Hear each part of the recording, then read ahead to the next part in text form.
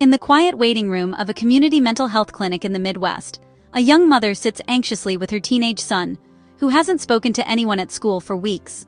She's been waiting for months to see a psychiatrist, and when the moment finally arrives, the visit lasts just 17 minutes, barely enough time to go through symptoms, let alone understand the story behind them. This scene is not unusual. Across America, families, veterans, trauma survivors, and young adults battling anxiety and depression are struggling to find timely, meaningful psychiatric care. And even when they do, the time they receive is shrinking.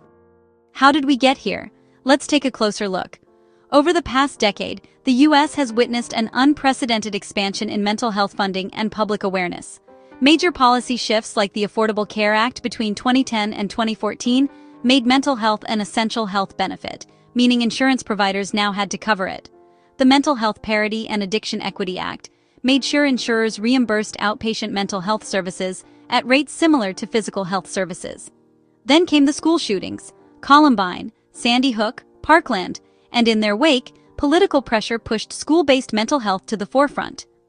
The COVID-19 pandemic further amplified the crisis, sparking the largest expansion of telepsychiatry reimbursement in U.S. history.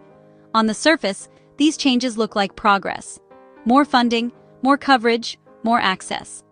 But beneath that surface lies a brutal bottleneck: the psychiatrist workforce.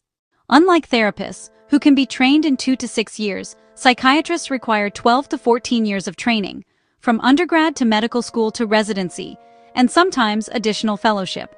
So while funding surged, the number of psychiatrists did not. According to the HRSA, from 2003 to 2013, the number of practicing psychiatrists in the U.S. grew by only 1%, and they predict a shortage of over 14,000 psychiatrists by 2030. Why? Because training slots are tied to Medicare-funded graduate medical education positions, and Congress rarely increases those. Meanwhile, foreign-trained psychiatrists face licensing delays and immigration issues. It's like building bigger highways but never training new drivers. The math doesn't work. So here's what happened: more money, plus more awareness, plus more patients, plus same number of psychiatrists, plus shorter appointments. But where psychiatrists lagged, therapists multiplied. Programs for licensed clinical social workers, LCSWs, marriage and family therapists, MFTs, licensed professional counselors, LPCs, and especially PsyDs exploded across private universities and online platforms. Walden, Capella, and similar institutions began churning out thousands of therapists annually. HRSA data confirms that this therapist workforce